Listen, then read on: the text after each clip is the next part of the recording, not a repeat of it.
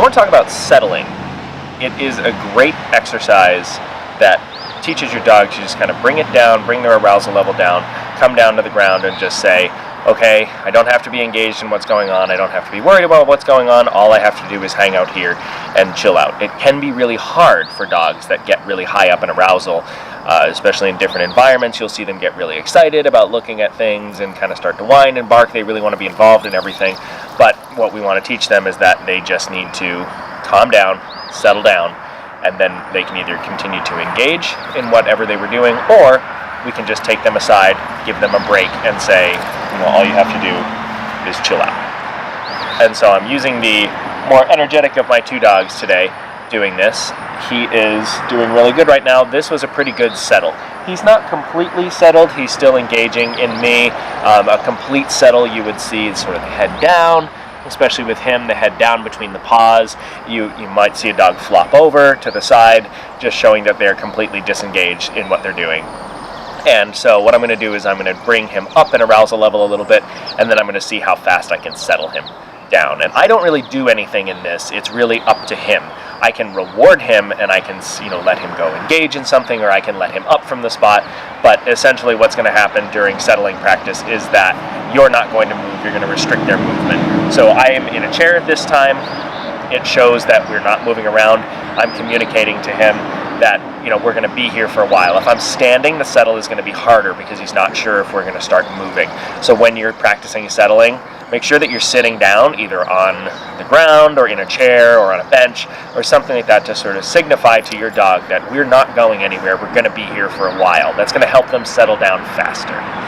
Then the other thing is to restrict their movement. So a leash is good.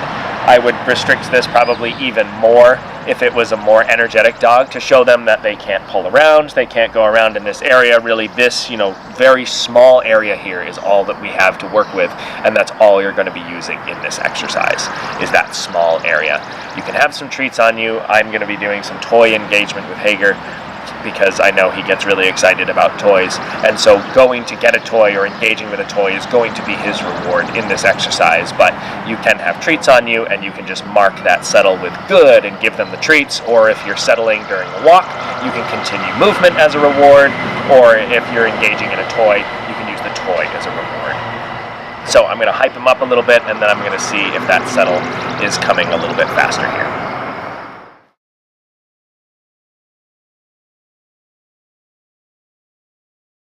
A little bit more energetic. You can see the ears are perking up a little bit, the tail was really engaged. And what I'm going to do is I'm going to use the toy and I'm going to toss it sort of off screen here. He's going to look at it because he wants to follow it, and now we're going to wait for a settle. I'll time you here, buddy.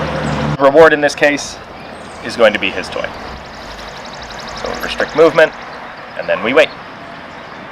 Honestly, bring an audiobook, bring something to do, because this gets boring for the human, but it's making their brains work, and that's what we want.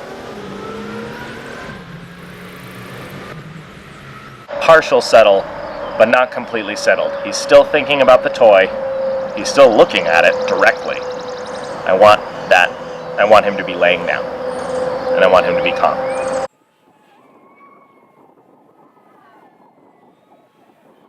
That is what I want. Okay. So as a reward, he can go get his toy, and then if he brings it back, I'll engage with him a little bit, and I'll try to get him a little bit more hyped up.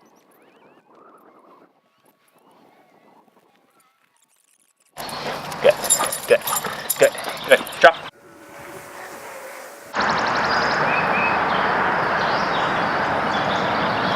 So he's cueing to me right now. He's not really sure what he's supposed to be doing. I don't want to tell him to go. I want to tell him to lay down.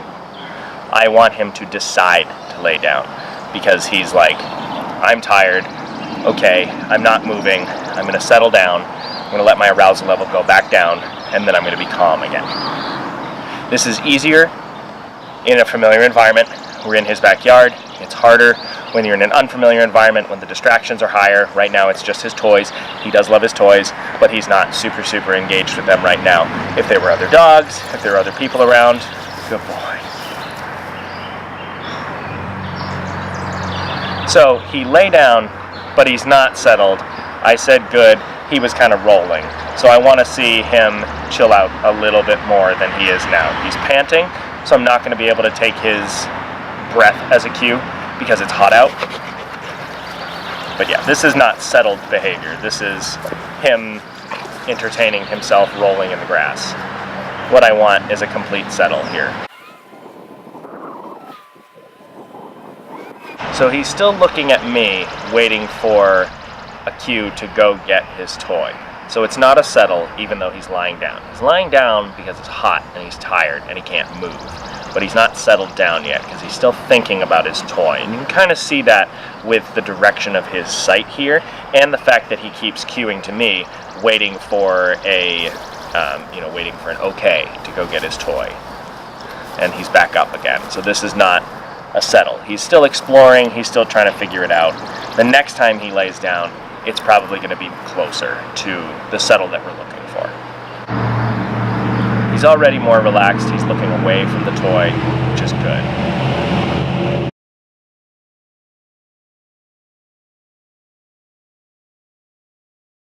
Given that it's summer, you can use environmental factors to your advantage.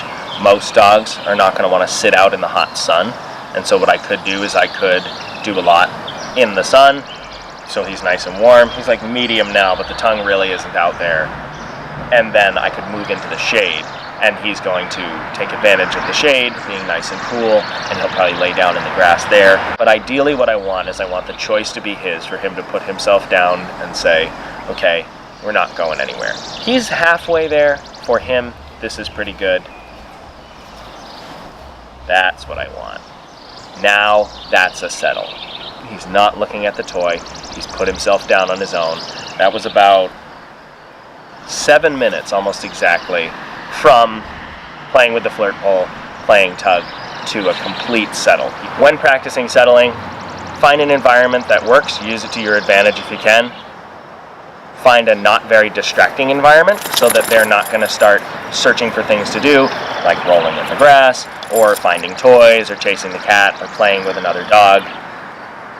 Work to their level that they are confident in, and so don't ask them to settle in the middle of a dog park. That's pretty unlikely. But at home, if you can do it outside, and then you can move closer to the road, and you can move into more unfamiliar environments to practice settling and work the stimulus up as you go to the point where they can settle in a downtown area or next to a dog park. It's sort of unfair if dogs are coming up and sniffing them. That's not really a natural place to settle, but somewhere like a downtown area, a cafe, somewhere that's a little busier once you're getting better at this. That's what we want, is to work up to that level where if you did go out to a cafe, or you did go out to, outdoor seating or into a downtown, your dog doesn't have to be on alert all the time and looking at everything and panting and whining at pulling towards things. They know that if you're settled down, it's time for them to settle down. And it also helps them practice bringing their arousal level from high up, which somewhere like a downtown is very exciting, into a nice calm settle where they can just relax and be where they are and be settled where they are. Good dog.